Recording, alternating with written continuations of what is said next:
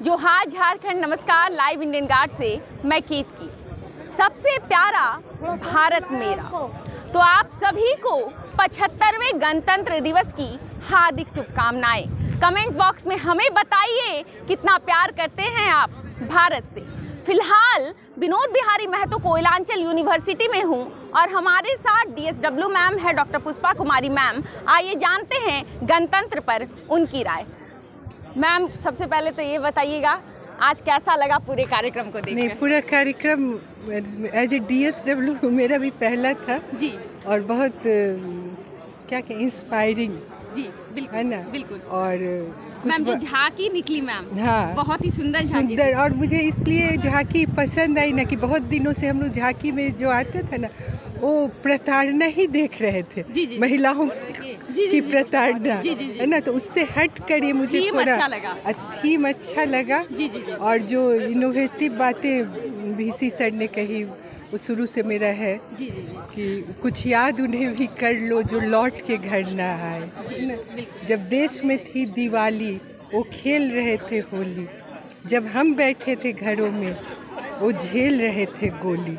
न, मैं इसलिए इसको और गहराई से महसूस करती हूँ क्योंकि मेरे दामाद आर्मी में है ना, लेफ्टिनेंट कर्नल। और वो एक बार 2-4 साल पहले रजौरी में उनकी क्या ये था, पोस्टिंग थी। और जब हम लोग बात करते थे ना, तो अभी जो हम लोग TV और इसमें गोलियों की आवाज़ सुनते हैं, वो जब मैं फ़ोन पे उनसे कभी बात होती थी तो वो गोली की आवाज़ आती थी पीछे से, है ना। तो आप सोच सकती हैं। और तब मेरी बेटी भी मेरे साथ थी क्योंकि वो फैमिली स्टेशन नहीं है।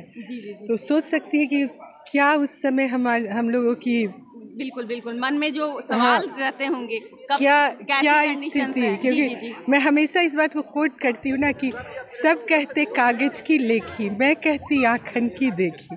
मैं नहीं कहती, मैंने इस चीज़ को महसूस किया, अभी भी मैं महसूस करती हूँ। हमेशा मेरा ध्यान लेकिन लगा रहता है लेकिन बहुत गर्व भी महसूस होता है जब मैं वहाँ जाती हूँ। अभी राष्ट्रपति भवन में उनकी पोस्टिंग है और सारे लोगों को, जब हम लोग को भी वो लोग सैल्यूट करते हैं तो एक भारतीय होने के नाते बहुत गर्व महसूस होता है। जी मैम, जो ये साल है 2024 नया साल है, क्या आप कैसे विश्वविद्यालय को देखना चाहती हैं इस साल? विश्वविद्यालय और जो मोटो VC सर ने जो 2 बातें कही है ना, वो मेरा भी है। जय जवान जय किसान का जी बिल्कुल हमारा नारा है देश का। तो मैं 2 चीज़ें हमेशा चाहती हूँ क्योंकि एक मैंने पहले भी कहा कि स्टूडेंट्स को कम से कम 1 महीने की भी मिलिट्री ट्रेनिंग दी जाए क्योंकि अनुशासन आपके जीवन की सफलता में बहुत बड़ा रोल अदा करता है। तो वो आपको अनुशासित होना सिखाता है ना। स्टूडेंट अगर लाइन में खड़े हैं, थक गए, धूप में निकले थक गए, है ना, तो 1 महीने की मिलिट्री ट्रेनिंग। और जैसा अभी ने कहा कि कृषि संबंधी जानकारी भी, भारत कृषि प्रधान देश है, अभी भी 60% लगभग आबादी कृषि पर डिपेंडेंट है। और हमारे बच्चों से अगर पूछिएगा तो किस वर्ल्ड कप में किसने क्या रिकॉर्ड बनाया वो उनको पूरा याद है। वो पूरा बैठे रहते हैं कि आज इसका रिकॉर्ड टूटने वाला है, इसका। लेकिन कृषि में हम क्या है, कैसे हमारे किसान जीविकोपार्जन कर रहे हैं ना, हम लोग बचपन से सीखे हैं। बचपन में हम लोग को कविता पढ़नी थी, मुझे आज तक याद है, क्लास 3rd में।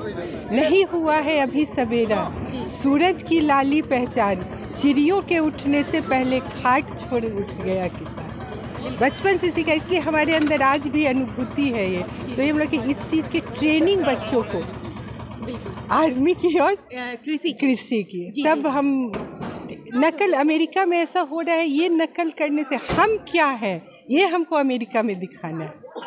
बहुत बड़ी बात मैम। एक चीज और, थोड़ा हल्का सवाल है, 26 जनवरी को क्या आप भी लड्डू या बूंदिया के लिए स्कूल जाती थी? जरूर। और लड्डू बूंदिया के नहीं, बताए ना बेटी, हमारी वो पीढ़ी ऐसी थी ना कि हमको देशभक्ति घर में सिखाया गया। जाड़े का दिन होता था और सुबह स्कूल 7 बजे पहुंचना होता था, लेकिन मेरी माँ का एकदम इंस्ट्रक्शन होता था कि नहा कर ही जाना है स्कूल, क्योंकि इसको हम लोग एक पूजा की तरह मनाते थे। तो सिर्फ लड्डू और बूंदिया के लिए नहीं, एक देशभक्ति की भावना के साथ हम लोग जाते थे। Thank you ma'am. तो जो आज़ादी और जो गणतंत्र इस वक्त हम एंजॉय कर रहे हैं, जी हाँ, हम बड़े ही फक्र से अपने आप को आज़ाद मान लेते हैं। ये हमें यूं ही नहीं मिली।